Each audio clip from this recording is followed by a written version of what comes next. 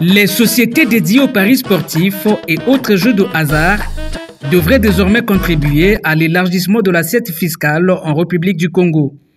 Et c'est à travers une réglementation mise en place par le ministère du Budget, des Comptes publics et du Portefeuille public que cette nouvelle exigence prendra corps. C'est une réglementation donc qui vise à mettre juste de la transparence et de la redevabilité pour les opérateurs. Parce que ce qui a été constaté, c'est que la contribution économique, tout au moins directe, officielle dans les comptes publics, est epsilon par rapport aux flux qui sont traités par le secteur d'activité.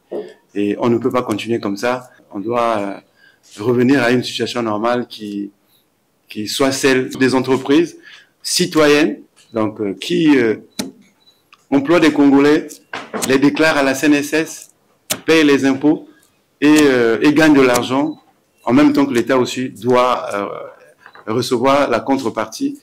En réunion avec les responsables de ces structures privées ce 2 août, le ministre de tutelle a révélé la nécessité de cette disposition dont le contenu est déjà en débat au niveau du Parlement congolais. Le message que le ministre du Budget, des Comptes publics et du Portefeuille public a bien voulu transmettre aux tenanciers du secteur des jeux de hasard et d'argent, c'est le suivant.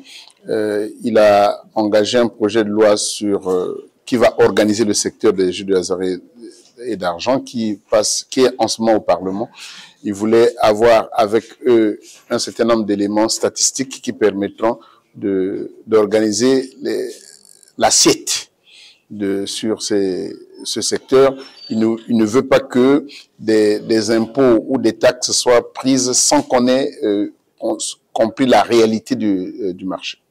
Payer les impôts, réunir les conditions des employés conformément à la loi du travail, c'est ce que Congo B, Premier Bet et bien d'autres sociétés vont dorénavant se soumettre, ce qui est bien plus normal à leurs yeux. Il est important aujourd'hui de réguler le secteur et le discours du ministre va dans le bon sens. Aujourd'hui, un échange est mis en place, une discussion est mise en place avec le secteur pour avancer dans le bon sens et réguler le secteur dans le meilleur des sens. Cette nouvelle réglementation en gestation entre dans le cadre des réformes entreprises par le ministère du Budget, des Comptes publics et du Portefeuille public.